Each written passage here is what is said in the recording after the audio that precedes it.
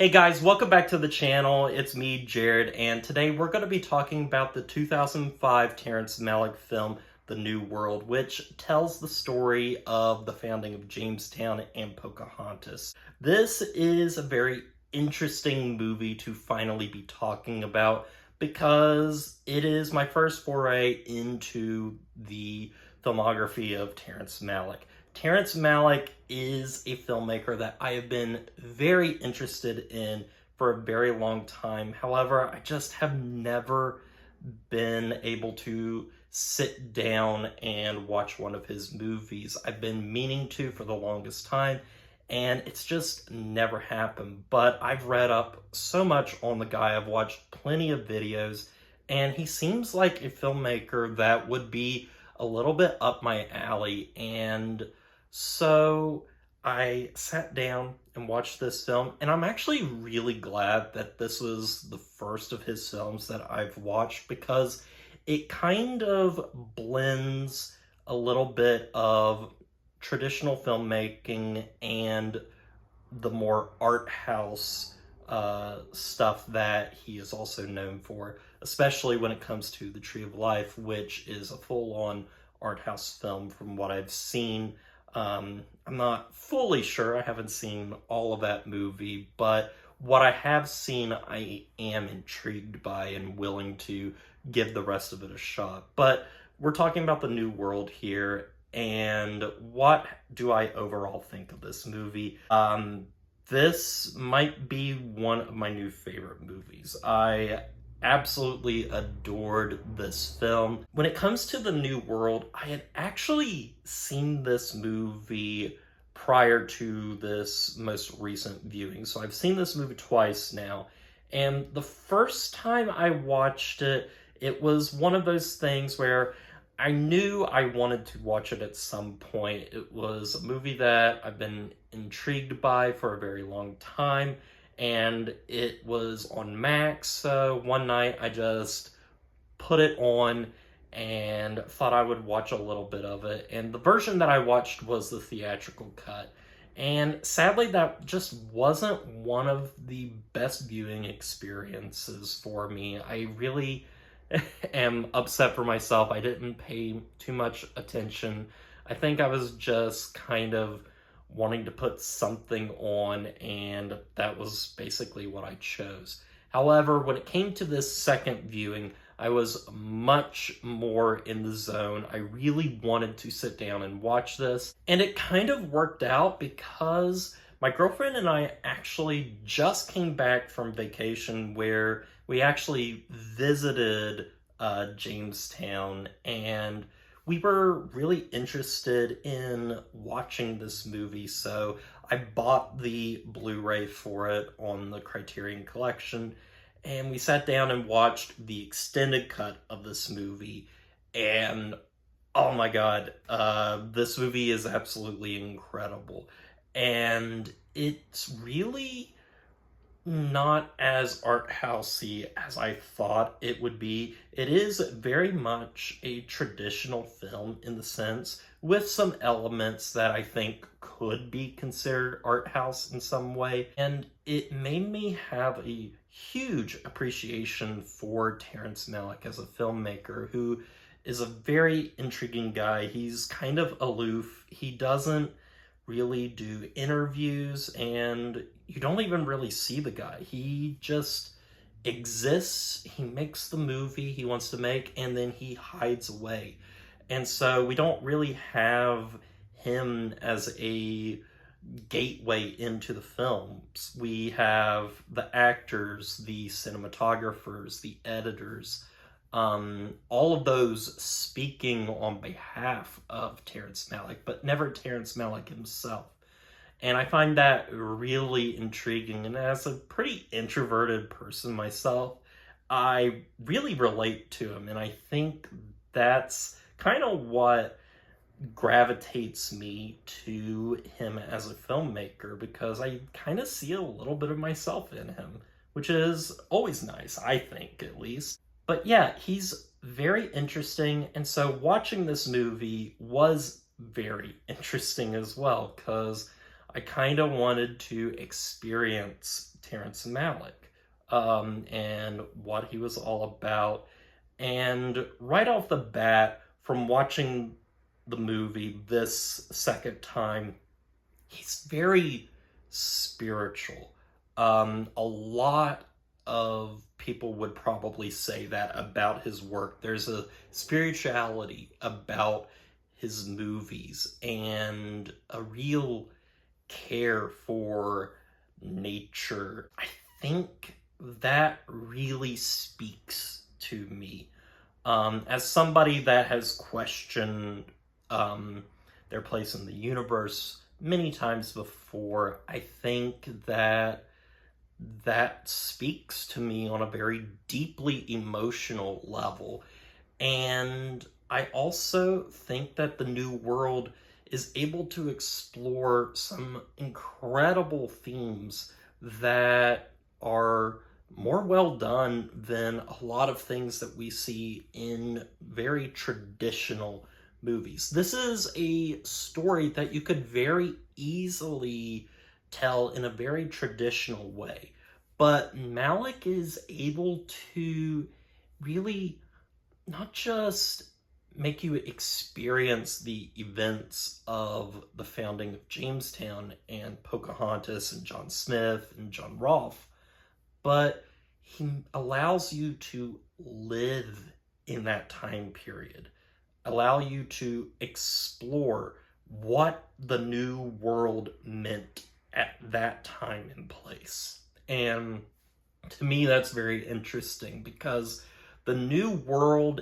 in this movie is not just the New World as we seem to believe it to be, which is the Americas. Obviously, that is what the film is about. John Smith comes to the New World, experiences the culture of the Powhatan tribe, and has this little bit of a romance blooming between him and Pocahontas. But it's also about Pocahontas herself kind of not lashing out, but being intrigued by the Europeans, by John Smith himself. And that to her is the New World. There is a moment later on in the film, she says, "What is beyond the world?" And you really get the sense that everything is new to these people. The New World is the people that we meet. And it's this point in time in history where the Powhatans and the British finally meet. And that is so interesting to me. That is the true conflict of the movie. It was on a much deeper level than I would have initially expected, but I guess I should have expected it with it being Terrence Malick. And the movie also is not very historically accurate. I think a lot of people have really delved into that already. Some would even say it's a rather messy film. And though it's not historically accurate, obviously we know that more than likely there was no romance between John Smith and Pocahontas. It gets you in the feeling of the world. It feels much like a documentary. You see the world as an observer, both from the Powhatan side and the English side. And that's a really interesting way to explore this movie. And I think it actually works in the film's favor for the most part. You feel as if you are present in this world, looking at it from an outside perspective, like you are watching history unfold before you. And I've never really felt that way with a historical film before, with some of the best authenticity that I've ever seen for a movie. There's just nothing quite like this. You might think that Malick is being pretentious by showing you images of birds and trees and flowing rivers, but he's really putting you into the boots of somebody that is visiting Jamestown and experiencing this deeply religious experience of the New World, this uncharted territory that no man has tread before. And I love that aspect of the film, and it's why I really fell in love with it. Performances are also really, really great. The actress that plays Pocahontas is so somber and kind of, she questions a lot throughout the film, her allegiance to her people, but her interest in the world outside of Virginia. And that's really intriguing to me. That actress is phenomenal. And there's just such a sadness to that role because, I mean, if you look up the story of the real Pocahontas, there is this tragedy to her. She married John Rolfe very soon after, and then she went to England, and within a few years she died. And it's really tragic and very interesting and powerful that we still talk about her to this day. Obviously, we romanticize a lot of the events that happened at this point in time, but it's still incredible nonetheless. Also, Colin Farrell, he's my favorite actor of all time, so I'm obviously going to praise him when I can, but he's very commanding in this film, and he obviously was coming right off of Alexander, which is my favorite movie of all time, but I know a lot of people didn't really care for his performance that much in that film.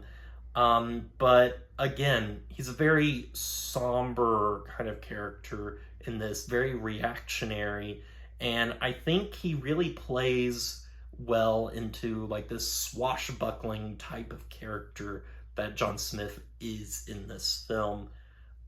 He's really incredible in it. There's also other performances. Christian Bale is great as John Rolfe, and Christopher Plummer, for the limited amount of screen time that he's in, I think he does very well. Obviously, if you look up interviews for the film, Christopher Plummer was not pleased with the movie very much, especially his performance, because Terrence Malick cut a lot of the content that he provided in the film. And that's another thing that Malick is known for, is basically finding the movie in the editing room, which is led to a lot of actors being cast in major roles and then being sidelined at the very end of it.